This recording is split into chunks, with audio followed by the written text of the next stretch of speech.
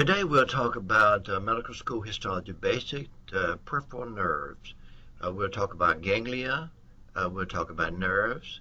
We'll talk about interaction between the nervous system and other nerve cells, or also with the nervous system and muscle cells.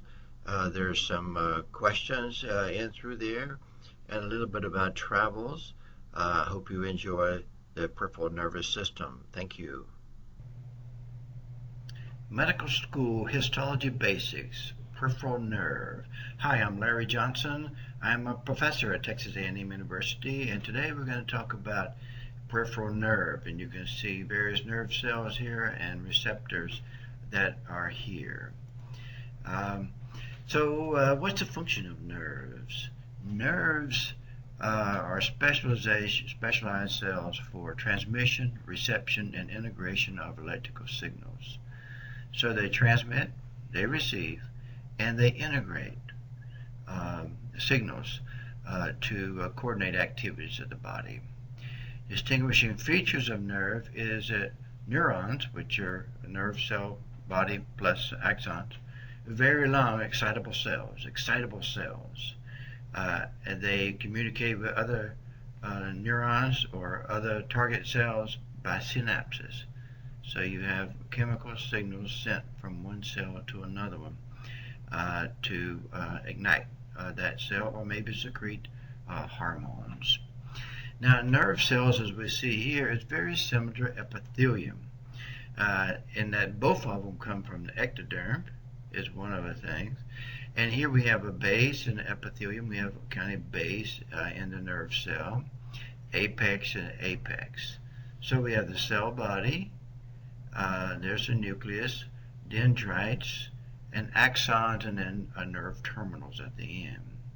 In the spinal cord, we have neuron cell bodies and then lots of axons coming through there. In various organs, we have ganglia. So this is a dorsal root ganglia, but we do have ganglia in different organs as well. And then the long projections are the axons, and most of which are myelinated axons. So here we can see the cell body, and the granularity in the cell is a Nissl substance. Dendrites for receiving messages, and then the axon coming through here. You see the myelin sheath, and so this is a SCHWANN cell. One there, one there, one there, and where they connect is a node of Ranvier right here, and then they come all the way, myelinated all the way to the very end to stimulate this particular muscle cell. Cell body, axon, and then you got the terminals at the very end. So in this monkey we see nerves as well as we see the ganglion cells. So these are the ganglion cells. Here's a single one right here. There's a nucleus, a nucleolus. The Nissl substance, the granularity things that we see there is really ribosomes.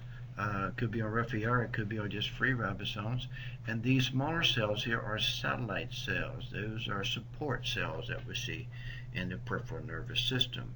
So this is a cell body, is the same as this structure right here. Axon, these are myelinated axon that you see through here, and this is another view of the ganglion. Here we see the ganglion in a dog. And so here's a cell body. There's a nucleus, a nucleolus. Nissl substance is what we see there. And it's really aggregates of ribosomes. Could be on Ranvier, could be just polyribosomes that are located there. But you can see the nucleus is very euchromatic, kind of like a snake eye with the nucleolus that you see there. And a lot of euchromatin. Euchromatin is indicative of a metabolically active cell, and then we see those satellite cells, which are support cells in the periphery. A higher mag of that, we can see the Nissl substance very nicely in these various profiles. You can see the satellite cells around them, nucleus, nucleolus of the ganglion cells. And what we're seeing in there, the roughness, is the ribosomes. It could be polyribosomes on Ranvier, or it could be just free ribosomes, but that's the Nissl substance that we're seeing that's making proteins. In tissue, this happened to be the pancreas. We can see ganglion cells. There's one cell here, another cell right in there. So you can see the nucleus and nucleolus in the cell body, the ganglion cells, the satellite cells around it as well. Here we see in the bile duct. Here another one. This is the ganglion cell right there. There's another one. There's a one right there. You can see the nucleolus very nicely in these. So in the various tissues, you get signals coming in, and then you have neuron cell bodies, ganglion, that are located in the tissues themselves. Here we see the dorsal root ganglia. We see some nerves coming down through here. That's what these guys are. There's neural cell bodies that we see right in through there of the ganglia and the dorsal root, and then these are actually nerves itself going through. So we see the ganglion cells and nissal substance that we see, and we can see a fibrous capsule around it. These will be fibroblasts in through there. These guys here are myelinated axons. You can see where the myelin sheath's kind of been removed with the axon in the middle. Over here, the axon is quite big, and you can see the myelin sheath around it, the SCHWANN cell nuclei that is surrounding there too. If you look right in this region, right up through there, you will be able to see bipolar neurons. So bipolar neurons are ones that have a pole on either side of the nucleus, and that's what we see there in this slide in the ear. This is duodenum, and the duodenum, we can see muscle layer that we've looked at before, the epithelium on the surface, connective tissue in between, but we're looking at the nervous tissue now that controls that smooth muscle. There's smooth muscle here, and we see this nerve. This is our box plexus. That's located in the submucosa. We see some submucosal glands, and we see circular and longitudinal muscle and the muscularis externa. This is a mucosa here, the gut lumen there. A higher mag of this region right in through here, we see the iron box plexus, right in between the longitudinal and the cross sections. These are cross sections of that or circular muscle. You can see individual smooth muscle fibers in through there, but this is the ganglion cells that we see there, and the satellite cells supporting it. If we look at this another piece of intestine, we can see the iron box plexus here. This is a single nucleus. There's a nucleolus, and the cell body would be right there, and that controls peristalsis. And on the inside, in the submucosa, we have the Meissner's plexus, the cell bodies. This is 1, 2, 3 cell bodies of the Meissner's plexus, and this plexus regulates smooth muscle in the mucosa. Could be in the muscularis mucosa, or it could be actually projecting in the lamina propria, but that's the one that regulates Meissner's versus our box plexus. If we look at a nerve cell body, you can see the big nucleus, a euchromatic nucleus. You see lots of polyribosomes, making the substance, and these are dendrites. Dendrites have a lot of intermediate filaments, and we can see the host of these filaments in these dendrites, and these are axons. So these are axons with the vesicles that's going to be synapsing on the dendrites. So we have mitochondria, lots of rough endoplasmic reticulum, and this stuff collectively is known as nissal substance. Now, if we look at an axon, axons coming down through there, fairly long structure, and it is encased by several SCHWANN cells. Here's a SCHWANN cell nucleus that we see, and that forms a swirl around it, which will myelinate it, and then there's another one, and it's a node of Ranvier is where one SCHWANN cell ends and another one begins. And that's what we see right here. We can see the kind of swirls of the plasma membrane of the SCHWANN cell ending here and another one beginning. We see microtubules that are in the axon itself. So in this cat, we can see this is the myelin sheath, and these are that gray are the axons that we can see. Some of them could be quite big, as you can see. This is the perineurium around the nerve. Endoneurium would be on the inside. And so if we look at the longitudinal view of the nerve, as you see there, we can see one SCHWANN cell and another SCHWANN cell has myelinated this axon. So we see some fibroblastic cells in through there. Some of those could be SCHWANN cells as well, but you can see the node of Ranvier is different from the Smith-Thienemann clefts, which you run at an angle. So this is where the myelin sheath SCHWANN cell swirl ends, and another one begins along the length of that axon. Here we see in the salivary gland, we can see nerves in the connective tissue. Nerves are kind of wavy, and most of what you see is a SCHWANN cell nuclei because the cell bodies are at a different location. Here we can see the nerve. There's a node of Ranvier, another node of Ranvier, another one right there that we can see where one SCHWANN cell ends and another one begins. You can see it again right here and there. And you can see that if you have an axon that's myelinated, the SCHWANN cell only myelinates one axon.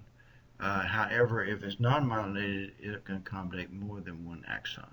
And that's what we see right here. If you have a myelin, it can myelinate just one axon, but if it just supportive of axons and not really cause a myelin sheath, then the SCHWANN cell can accommodate several axons, as we can see here. Here's a monkey hand. You can see this skin, and deep underneath the hypodermis, you can see connective tissue, and lo and behold, here's a nerve. And you can see these are SCHWANN cell nuclei, as we can see, perineurium on the outside, and the kind of pink in the middle would be the axons. So nerve, nerve, nerve. And here we see fibroblast. Fibroblast makes up the perineurium. Fibroblast makes up the capsule. Fibroblast makes up the perineurium that we see there, or just loose fibroblasts that we see. Nerves and tissue and organs are continued. We can see there's a nerve, nerve, nerve. Nerves are really kind of wavy, as you can see there. And a little higher mag, you can see the myelinated axons that are located in through there, and also the fibroblasts of the perineurium. If we look at the vessels that are in the spermatic cord, these are larger vessels or arteries or veins that we see, but we can see the gray structure here too with the SCHWANN cell. These are myelinated axons. These are nerves with myelinated axons inside there, and the perineurium would be on the outside, the connective tissue on the outside. So we see the perineurium, we see nerve, nerve, and each one of these would be a myelinated axon that they see. If we look at one of those axons, you can see the myelin sheath is around the axon, and this is a SCHWANN cell that produces that myelin sheath. And then outside of that is the perineurium. And interesting enough, the perineurium fibroblast cells, they make tight junctions between adjacent cells, and that helps maintain the blood peripheral nerve barrier. Is the tight junctions between adjacent fibroblasts. Unusual to occur, but it does occur in nerve. We saw this before. This is a motor end plates where a nerve come in here and innervates various nerves that we see. These are skeletal muscle cells and various nerves. A nerve comes here and interacts with various skeletal muscle cells. So one here, one there, and then we can see the motor end plate that's there. Again, if we look at smooth muscle cells, we can see where there's a synaptic cleft where the axon that could be synapting next to this cleft would be the synapse would be the transmission of fusion of the plasma membrane with these vesicles.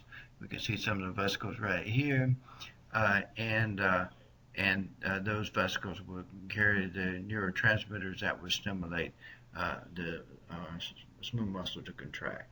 In the tongue, we can see skeletal muscle cells. We can see capillaries in through there, but there's a muscle spindle, and you can see the interfusal muscle fibers that are located in through there, and the fibroblast capsule around it. That's a muscle spindle or a deep pressure receptor. Here we see the proscenium corpuscle, another receptor. That is a pressure receptor as too. The muscle spindle is actually a stretch receptor as opposed to a deep pressure receptor in the proscenium corpuscle. Here we see the hypodermis. If you look down here, we got the dermal papillae and the epithelial pegs. And so that's what we're seeing in this area. And here we can see right above that would be the proscenium corpuscle. So these are the proscenium corpuscles, which are deep pressure receptor. Now, a light surface receptor that we see not all the way on the surface, but it's close to the surface.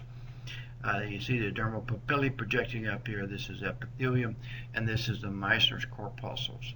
So the Meissner's corpuscle is for the light touch, and they're located in there where the dermal papillae project up in the epithelium. You can see one here, one there, one there, one there, one there. All of these are Meissner's corpuscles, or they are light touch receptors. Now, if we want to look at nerve versus connective tissue, we can see the nerve is wavy. So there is the perineurium that we see right there. These are individual cells, SCHWANN cells that we see. And then we see the myelin axon, which makes it kind of white. So that's lighter staining compared to these bundles of collagen. And we also see some fibroblasts in through there. Basically, the bundle of collagen. And this blood vessel here has smooth muscle cells. So you see smooth muscle cells, collagen bundles, and nerve in this view. Here we see fibroblasts. Fibroblast is in the adventitious of this blood vessel. We see smooth muscle cells as well. We can see fibroblasts in the perineurium that we can see, but also we see bundles of collagen. Remember, the fibroblasts produce collagen, which is extracellularly. So if we take a look at the spermatic cord again, we can see fibroblasts located in a different location, smooth muscle. In blood vessels, you can see the long, slender muscle with the cytoplasm. That is smooth muscle cells, and we can see nerve and nerve right here as well. In the spermatic cord, we can see nerve, the perineurium here and here, that we can see, and blood vessels as well. So a couple of questions. Which is not distinguishing feature of the nervous system? Comprised of central and peripheral nervous system? Yes. Individual neurons and clusters of neuron ganglia are found in most organs? Yes. Individual peripheral nerves are found in limited places of the body? No. They're found all over the body. And so the answer is B, not distinguishing feature. Okay, and then the next one is which embryologic origin tissue matches? Ectoderm, nerve, yes. Endoderm, muscle, no. It's mesoderm. Mesoderm, nerve, no. It's ectoderm. So the answer is A. So we want to thank the various books from which diagrams and some of the figures were taken. That is the original work. We want to give them a credit for it. Also, Body Whirls for one of the two images. Hi, this is my wife and I. We're at Big Bend National Park. This was Christmas a year ago. We were at this park. So that ends Medical School Histology Basic, Peripheral Nerves. I hope this is useful. If it was, please consider subscribing to the VIBS Histology YouTube site. Thank you.